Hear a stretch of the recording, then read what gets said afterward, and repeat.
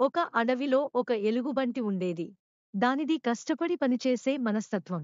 తను ఉండటానికి ఎంతో శ్రమపడి ఒక గుహను నిర్మించుకుంది. రంగురంగుల పువ్వులు, రకరకాల ఆకులు ఏరుకుని వచ్చి గుహకు అలంకరించింది. దాంతో ఎలుగుబంటి గుహ చాలా అందంగా తయారైంది. జంతువులన్నీ వచ్చి ఆ గుహను చూసి ఎలుగుబంటిని అభినందించసాగాయి. ఆ నోటా ఈ నోటా ఈ విషయం ఆ అడవికి రాజైన సింహానికి తెలిసింది. దానికి ఈర్ష్య కలిగింది. అడవికి రాజును నేను. అంత అందమైన గుహ నా దగ్గర తప్ప మరొకరి దగ్గర ఉండటానికి వీల్లేదు అనుకుని వెంటనే ఆ గుహను వెతుక్కుంటూ బయలుదేరింది. సింహం ఆ గుహను చూసింది. నిజంగా చాలా బాగుంది. నేనిక్కడే ఉంటాను అనుకుంటూ లోపలకి వెళ్ళింది. అక్కడున్న ఎలుగుబంటితో ఇక నుండి ఈ గుహ నాది. నువ్వు బయటకు వెళ్ళి మరో గుహ కట్టుకోపో అని శాసించింది ఎలుగుబంటికి.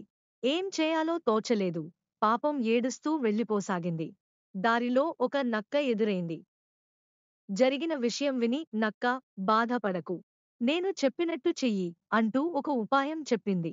మరునాడు ఎలుగుబంటి ఒక సంచి తీసుకుని సింహం దగ్గరకు వెళ్ళింది. ఆ సమయంలో సింహం నిద్రపోతోంది.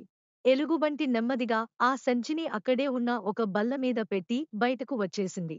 కాస్సేపటి తరువాత సింహం నిద్ర లేచింది. బల్లమీద సంచి కనబడగానే ఆసక్తిగా దాన్ని విప్పి చూసింది. సంచి మూతి తెరుచుకోగానే గుయ్ మని కొన్ని వందల తేనెటీగలు బయటకు వచ్చాయి.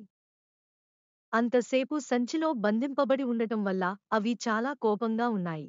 ఒక్కసారిగా అవి సింహం మీదకు దాడి చేశాయి.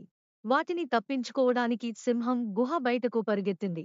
తేనెటీగలు దాన్ని వదలక వెంటబడి మరీ కుట్టసాగాయి. అలా తేనెటీగలు సింహాన్ని చాలా దూరం తరిమాయి. సింహం ఎలాగోలా వాటి బారి నుండి తప్పించుకుంది. ఆ సంఘటనతో భయపడ్డ సింహం మళ్ళీ ఎలుగుబంటి గుహ పేరెత్తలేదు. సింహం పీడ విరగడవడంతో ఎలుగుబంటి తిరిగి తన గుహలో ఆనందంగా ఉండసాగింది.